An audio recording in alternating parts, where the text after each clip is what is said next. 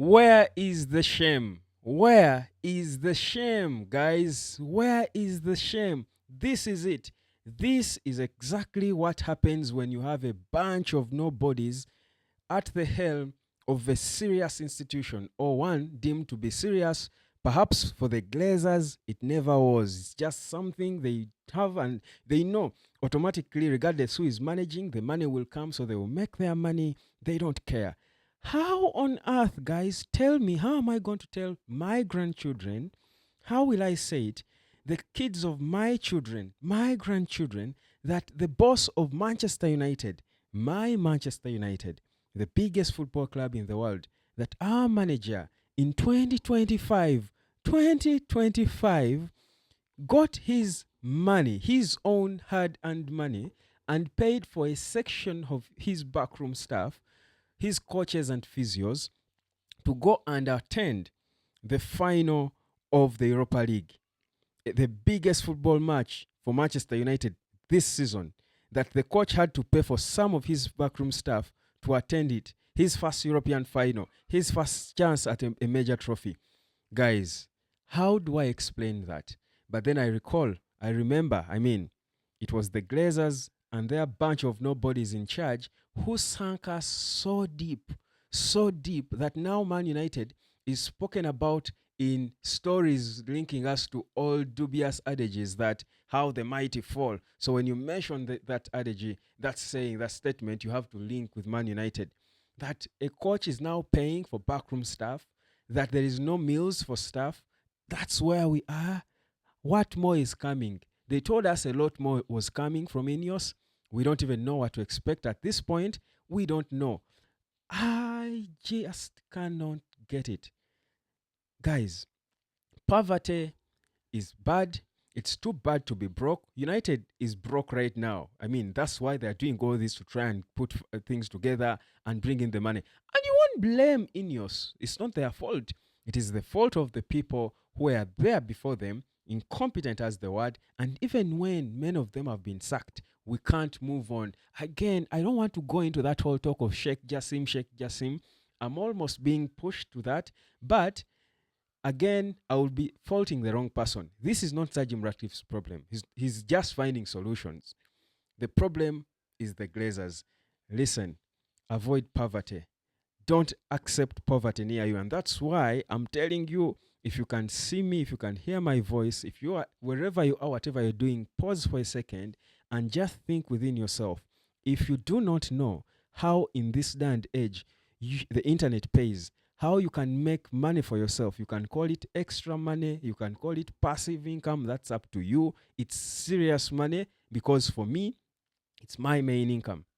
Now, if you are hearing me now and you don't know how you earn money on the internet, don't in a few years be like this Man United, that they mismanaged things and now we are being ashamed. All of us, how are we going to walk down the street? Imagine, feel for me, I'm an openly declared Man United supporter. The whole world knows. Everywhere I go, in airports, in markets, in supermarkets, in shops, in everywhere I go, people see me as Man United, as if I own the club, just because I had the confidence to come out and put it out there.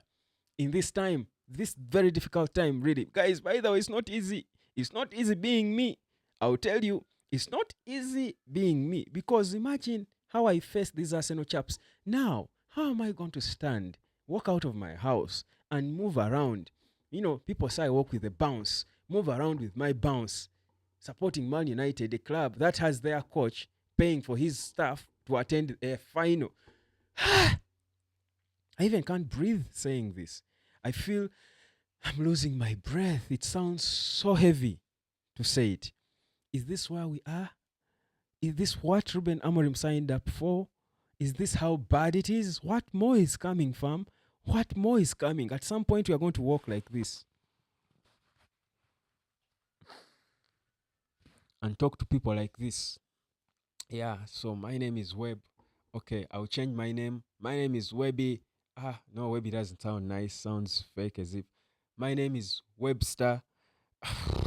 Doesn't make sense, fam. We can't live like this. We can't live like this. This is a shame. This has got to stop. You cannot have the coach. The guy is stressed already. Already, players are being given 2 tickets.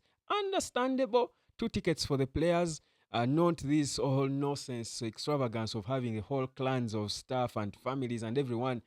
Of the 15,000 tickets you have, you have probably 10,000 are all free tickets to staff and what. Then the fans have 5,000 tickets to. But this is unacceptable. But you see, all this, here's the positive bit of it. Here's the positive. Like I keep saying, behind every negative thing, there is a positive thing embedded.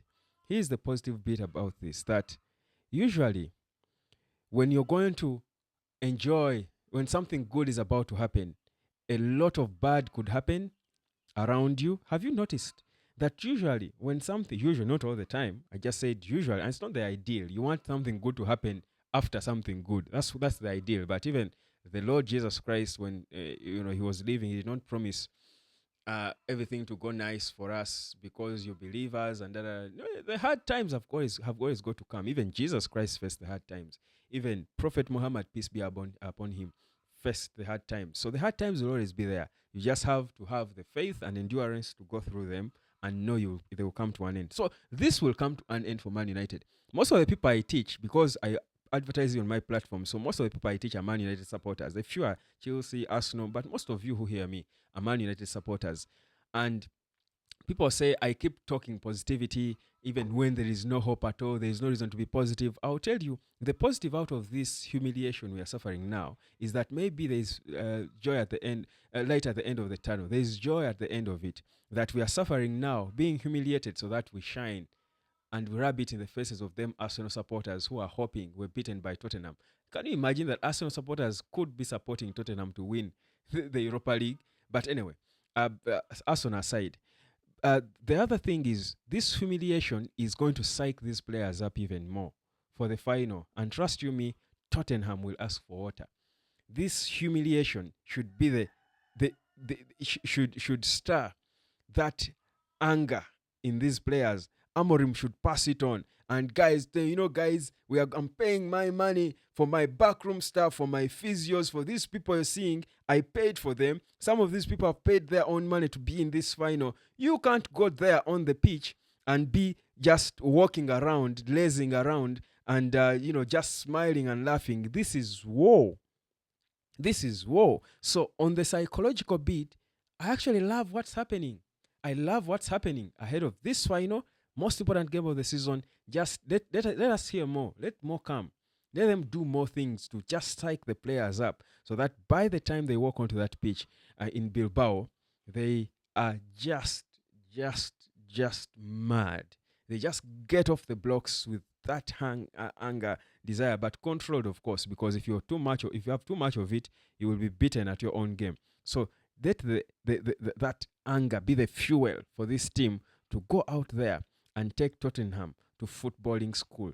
Let them take Tottenham for a proper feast. Let them understand that Manchester United can beat you even out of the lowest of lows. They will beat you if they get a chance at a final.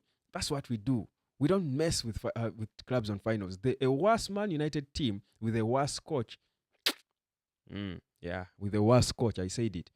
Won the FA Cup with against Man City. So we can do it. Let this be the fuel that is going to charge us to just whitewash, brush aside. No extra time, no sense and shenanigans. Win it in 90 minutes. Beat them bad. Probably in the first half, 3-0. Because you're fired up. Come on. We cannot just let this. The only way now to respond for me is for the players to fight and just be fierce. Just run riot against Tottenham. Just run riot against them. They won't get you. Let Ahmad be doing things they have never seen, because there is more in Ahmad's drawer than we've seen. There is more. So let him bring all of it. Just rub it in, beat them bad, and just say, you know what? We might be struggling financially. We might be humiliated with all this stuff of our boss paying for tickets for his backroom staff, with staff not being given free tickets, with players limited to only a few tickets for close families. But we are Man United, and we can silence you, and it's all about football. We're a football club, so we don't care how humiliated you think we are. We are humiliating you in a final that's going to get back us into the major, biggest football tournament in Europe. So for me, that's the only way.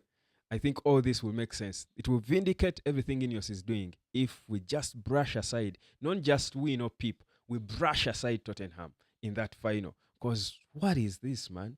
What in the world is this? Goodness. United.